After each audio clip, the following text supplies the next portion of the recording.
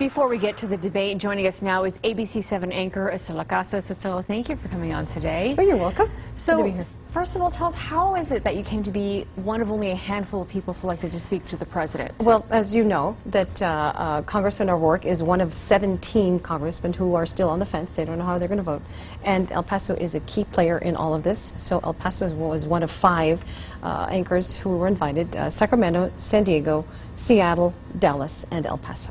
Wow. So they call it Friday, and it's like, oh, okay, I'll be there. So Friday? Yes, it happened all very fast.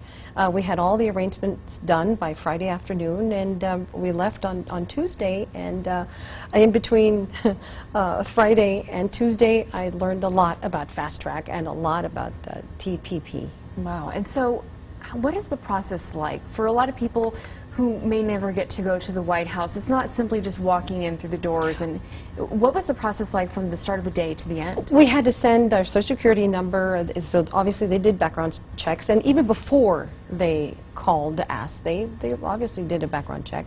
And so when you're there, you have to go through high security.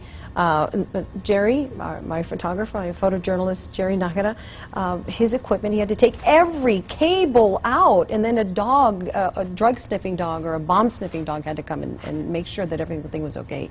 So we went in, and I'd gotten a tour of the White House about 2 years ago from Congressman Silvestre Reyes, but it was different.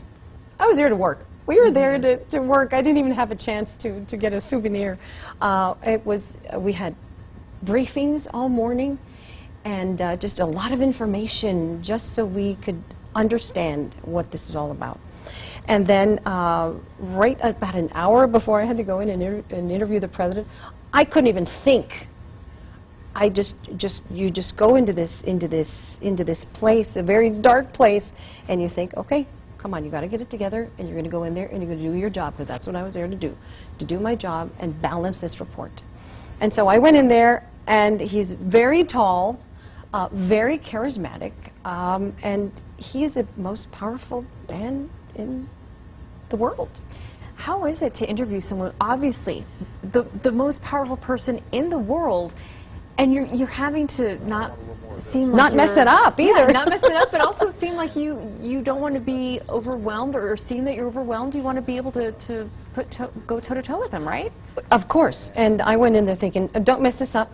You can have one chance. I had my questions written down, but and I had follow-ups, but I thought, well, I've got to ask the correct question and stay on point, because if I ask the wrong question, he might take over the 5 minutes, and I'm not going to be able to interrupt him. Right. So, and I had a lot of questions. People sent in their questions, and we had to narrow it down. I think I asked like 5 questions, and those 5 minutes go very, very fast. Right, exactly. And how did you come to select just those few questions? Because 5 minutes can go by so fast. Well, first of all, 2 of them were very specific to El Paso. I said, you know, Mr. President, through NAFTA, we lost a lot of jobs. How are you going to reassure the people that TPP is okay, is going to be good for El Paso and for Texas? Texas exports $300 billion a year, and a lot of it comes through here, $90 billion from El Paso alone. So we are a key player, and he recognizes that, and he had some specific points on El Paso. He had some numbers that are very significant. They did put together this United States of Trade, and they do mention an El Paso company, and in New Mexico they did mention a company from Las Vegas, New Mexico. So I had kind of like the southern New Mexico and West Texas cornered. So it was very important, and I hope I put El Paso on the map, and something positive for El Paso, because they're noticing, and we are a major player in this. And not only through NAFTA, this is a re-energized NAFTA. So El Paso has always been a key player, and will continue to be, as a recraft NAFTA. And Fast Track, as you know, they want to push it through without being able to have the amendments. I know that a lot of people say that this is a way for the president to get his message out, but I do feel like this is a great way to get what's going on in our country back to El Paso, because unless you're involved in it, you may not have even known that this was happening. Well, you know what? We kind of didn't know. You know, we haven't been keeping track of something like this, so now I hope people are more informed. And I didn't want to be that anchor, that person who was maybe a mouthpiece for the White House and for this plan. So we worked very hard to balance it.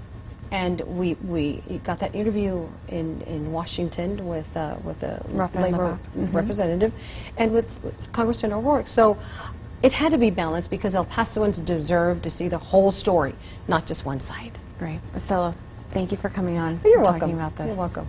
And you are watching ABC-7 Extra. When we come back, I'll be joined by my guest to talk about the TPP and the effect that it may have here on the borderland. And of course, we want you to join the discussion.